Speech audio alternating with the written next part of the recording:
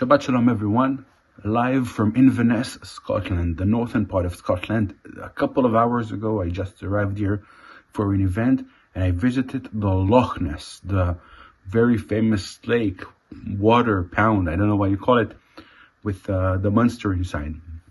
As I was, traveling around the scenic area, and I was so impressed and so happy to see it, I could not stop noticing the people around me, the locals, the people in the shops, the people in the coffee places, not the tourists.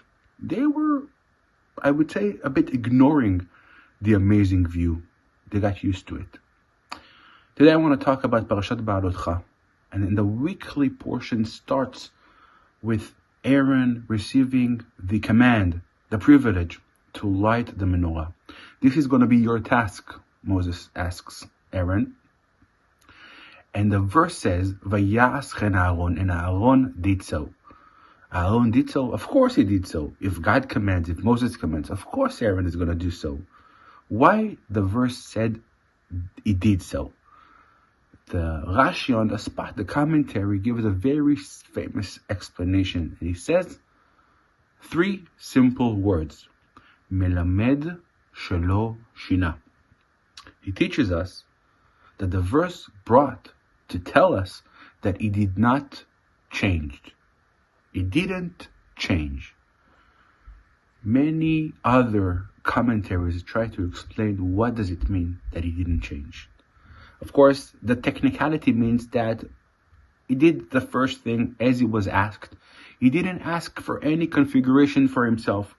You could have said that, Aaron was a scholar, was a big person, he knew a lot of things. He could have given some advice. Maybe you should do this, maybe you should do different. He was a humble person. So number one, Aaron didn't change. He knew what he was asked and he followed without any changes. But it's not only that. Number 2, another explanation, it says as follows. Melamed shelo shina. This is probably the biggest advice or challenge in life.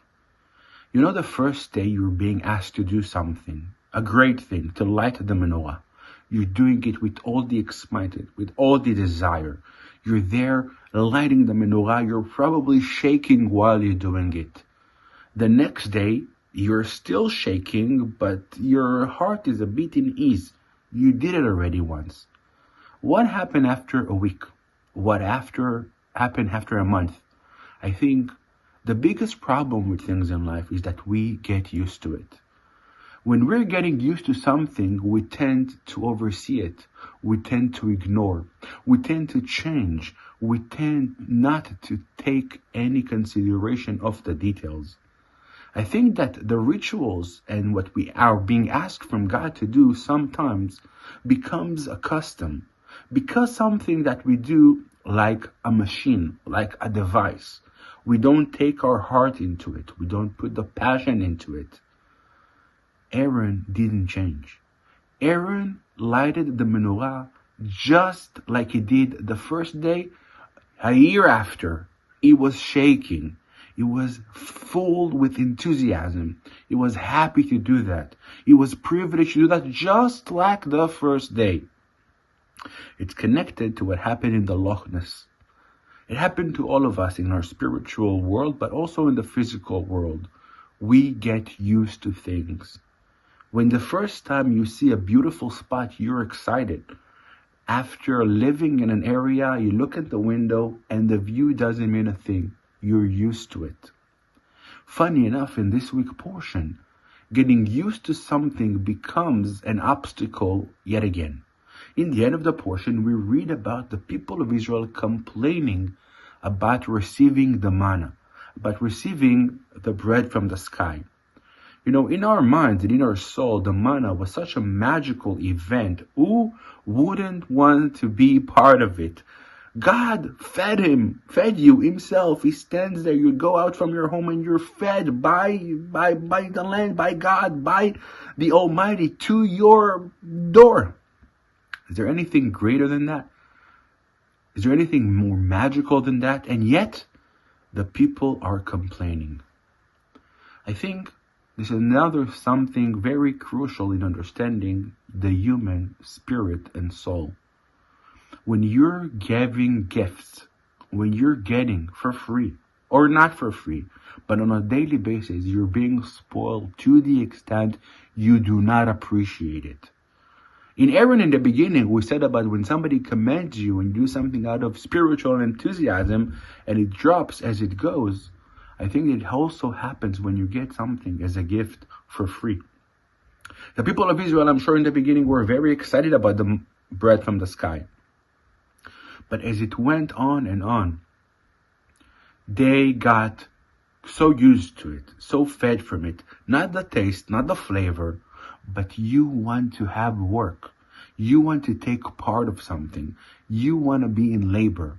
This is something that is so the opposite of what happened in Egypt. In Egypt, you worked so hard for the fruits and for the vegetables, for your labor.